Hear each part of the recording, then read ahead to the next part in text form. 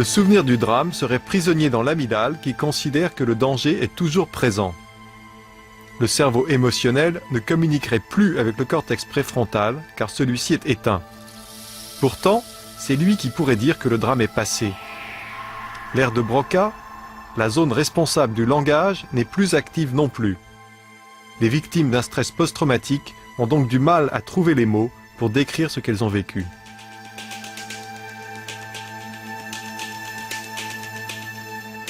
Quant au cortex visuel, il est suractivé. Comme si les patients regardaient sans cesse le film du drame, comme si les souvenirs étaient aussi précis qu'une photo.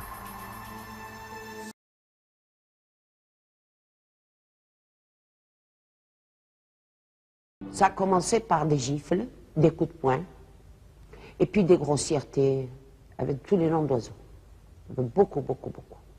Bon, ça a commencé comme ça. Et puis après, monsieur a débordé. Il commettait l'innommable. Vous n'arrivez pas à mettre des mots là-dessus? Bon, qu'est-ce qu'on peut faire? Une femme, vous savez, c'est très... Une femme, le viol, c'est tout. D'une façon très violente. C'est tout. C'est beaucoup. Et c'est pour cela que je ne lui pardonnerai pas. C'est pour ça que je ne me pardonnerai pas à quelqu'un qui puisse humilier à ce point. C'est de l'humiliation, hein, c'est pire ça. Vous savez, à la limite, j'aurais préféré des tortures... enfin, j'aurais préféré la gégène, j'aurais préféré les bidoirs, j'aurais préféré, je ne sais pas, les coups, les insultes, les injures, les crachats. Et puis les mots grossiers, là, ça, enfin, je m'attendais à tout cela, mais pas au viol. Et les Russes sont arrivés. Mes amis ont pris la fuite, mais moi je ne pouvais pas courir à cause d'une blessure aux jambes. C'est là que les Russes m'ont rattrapé. Et ils m'ont violée. En cette fin juillet 1945, Ruth Schumacher est âgée de 19 ans. Elle se fait violer par 4 soldats de l'armée rouge à Halle, dans l'est de l'Allemagne. 2 millions de femmes qui se trouvent sur le front soviétique à la fin de la Seconde Guerre mondiale subissent le même sort. Des femmes qui se sont tues pendant des décennies. Dans l'Allemagne d'après-guerre, à cause des crimes du régime nazi, personne n'ose parler des victimes allemandes. Car si les faits sont anciens, le traumatisme est bien présent. Comme Ruth Schumacher, qui n'a pas pu avoir d'enfant à cause de ce viol et qui a récemment perdu son mari, nombre d'entre elles sont aujourd'hui seules face à leurs souvenirs. La peur vous tient et vous n'arrivez pas à vous en débarrasser. Elle est moins forte qu'au début, mais elle est toujours là. J'étais chez l'ennemi, mon frère est venu me chercher, il les a tous égorgés, puis il a tout bombardé. Voilà, c'est la guerre, quoi, c'est la guerre. Puis après, je suis devenue une réfugiée.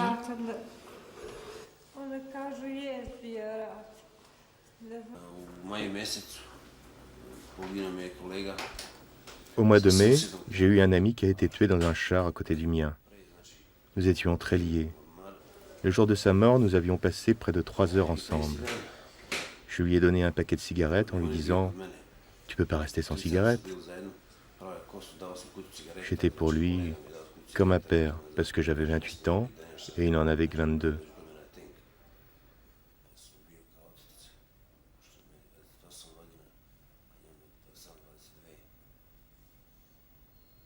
Sa mère était à côté du cercueil et elle pleurait.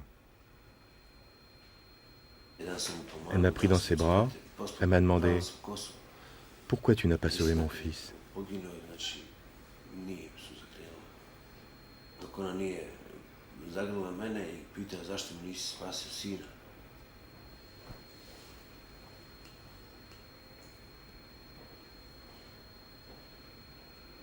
Je me rappellerai toujours de ce moment-là.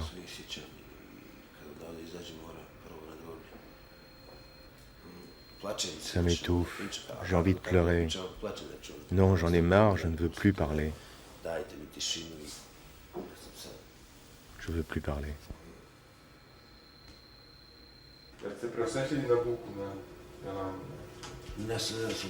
J'ai besoin de calme et de silence.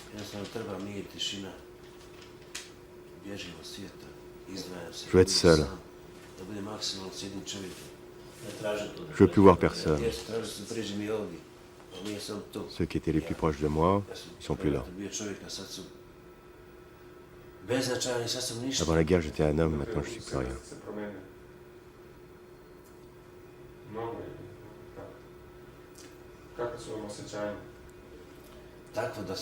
J'étais un homme, maintenant je suis détruit.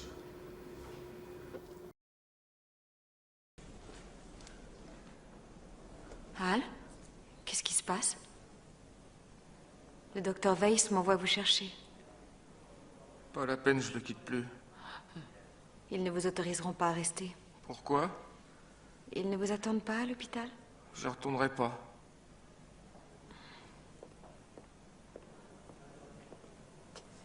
Hal, venez dans le couloir avec moi, on parlera tous les deux. J'ai plus envie de parler. Depuis que je suis arrivé, je fais que ça, parler. Ici, personne n'écoute personne, de toute manière, qu'on ait une case de vide ou non. Allez dire à Weiss que je veux pas quitter mon ami. Hal. Dites-le lui!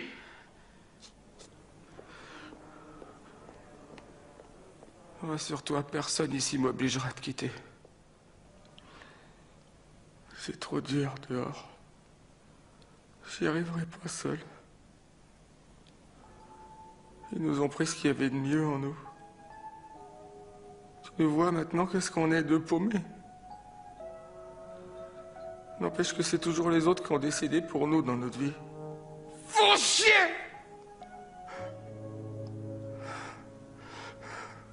Avant, j'étais sûr de moi.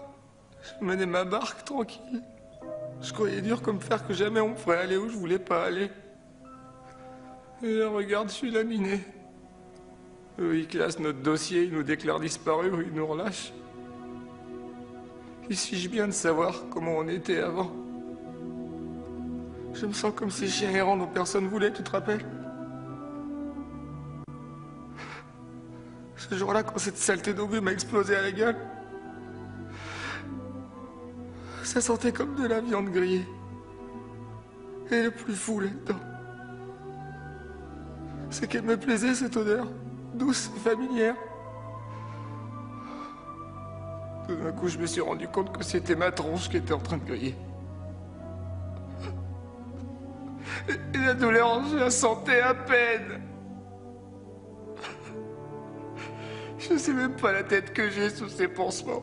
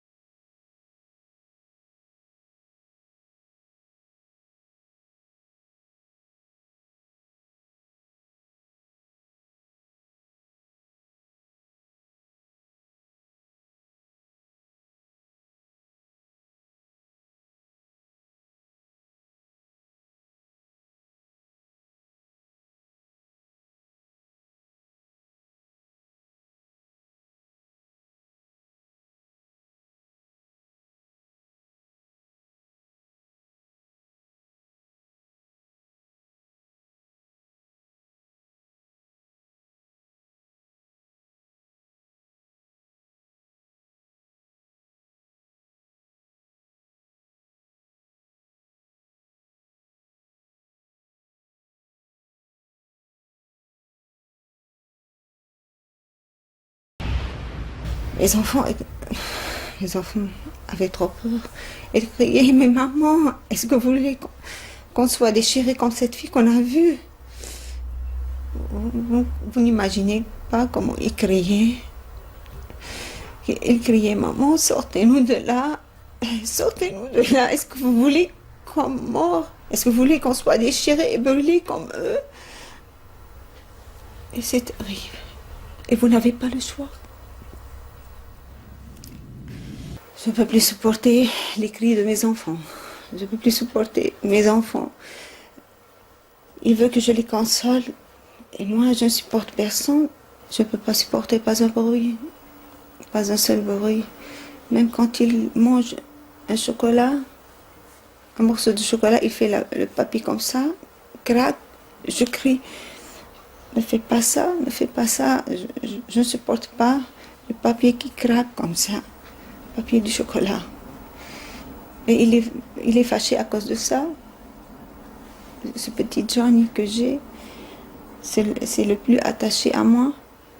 Parce que je crie sur lui tout le temps. Je l'éloigne. Je ne peux plus le supporter. Il est trop fâché. Il est trop fâché.